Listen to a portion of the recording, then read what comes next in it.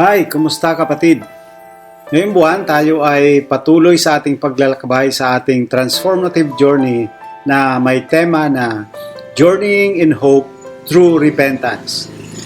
Sa mundo nating puno ng distractions at temptations, mahalagang maunawaan natin na ang repentance ay kailangan para sa ating spiritual growth. Kaya tara, samahan niyo ako sa pag-explore kung paano ang pagbabalik loob sa Diyos ay makapagbibigay liwanag sa ating landas ng pag-asa.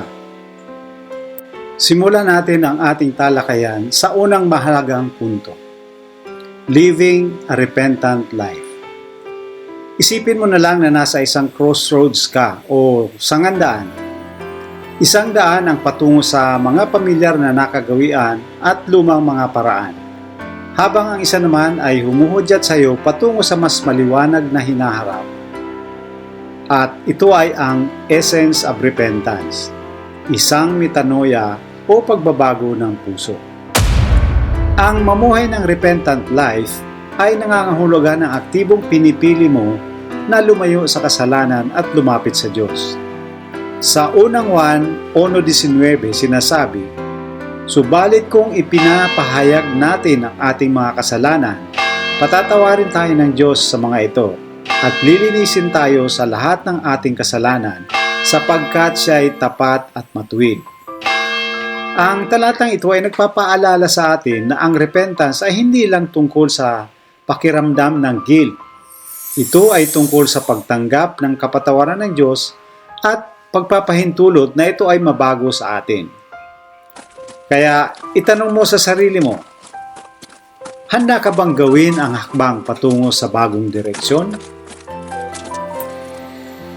Ngayon, tingnan naman natin ang pangalawang punto, kung paano talaga tayo mamumuhay sa mercy o dakilang awa ng Diyos. Living in the mercy of God. Isipin mo ang isang malawak na karagatan na kumakatawan sa mercy o dakilang awa ng Diyos.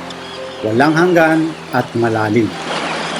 Ang mamuhay sa mercy na ito ay nangangahulugang kinikilala at tinatanggap natin na kahit gaano tayo kalayo, ang pag-ibig ng Diyos ay laging nandyan upang tanggapin tayo pabalik. Sa Roma 5:8, magandang paglalarawan ito. Ngunit pinatunayan ng Diyos ang kanyang pag-ibig sa atin nang mamatay si Kristo para sa atin noong tayo'y makasalanan pa. Ang malalim na katotohanan ito ay nag-aanyaya sa atin na magtiwala sa kanyang biyaya. Hindi lang ito tungkol sa pagtanggap ng kapatawaran, ito ay tungkol sa pagpapalawak ng parehong biyaya sa iba. Kapag mamuhay tayo sa dakilang awa o sa mercy ng Panginoon, nagiging daluyan tayo ng kanyang pag-ibig na nakakaapekto sa mga taong nasa paligid natin. Kaya, paano mo maipapakita ang mercy na ito sa iyong pang-araw-araw na buhay? Bilang pagtatapos, mag-reflect tayo sa ating paglalakbay. Ang repentance ay hindi isang one-time event. Ito ay isang tuloy-tuloy na paglalakbay na puno ng pag-asa at pagbabago. Habang ikaw ay naglalakbay, tandaan na ang mercy o dakilang awa ng Diyos ay laging nandyan upang gabayan ka. Kung nagustuhan mo ang mensaheng ito at umantig sa iyong puso, paki-like ang video to, mag-subscribe sa ating channel, at ibahagi ito sa sinumang maaring nangangailangan ng encouragement sa kanilang paglalakbay.